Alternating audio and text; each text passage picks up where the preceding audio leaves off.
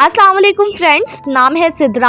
सिद्रा नाम के मायने है बेरी का दरख्त। नाम है माहम। माहम नाम के मायने है चांद और महताब। नाम है जायरा। जायरा नाम के मायने है शहजादी। नाम है रुखसार। रुखसार नाम के मायने है खूबसूरत गाल। नाम है पूनम। पूनम नाम के मायने है पूरा चांद। नाम है अमीरा। अमीरा नाम के मायने है लंबी उम्र पाने वाली। नाम है असमारा। असमारा नाम के मायने है खूबसूरत तितली। नाम है शीज़ा। शीज़ा नाम के मायने है तोहफा और हदिया। नाम है अरमिया। अरमिया नाम के मायने है मजबूत ताकत। नाम है असफा। मायने है खालिस और रोशन। नाम है गुलनाज। गुलनाज नाम के मायने है खिलता हुआ फूल। नाम है यलनाज।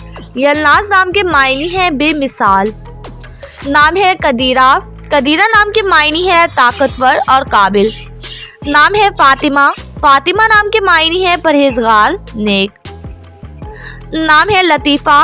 लतीफ़ा नाम के मायने है खुशगवार। नाम है शबाना। शबाना नाम के मायने है मशहूर नामूर।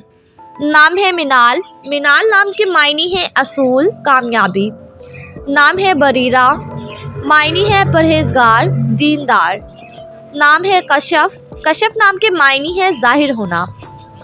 नाम है हुदा। हुदा नाम के मायने है सीधा रास्ता।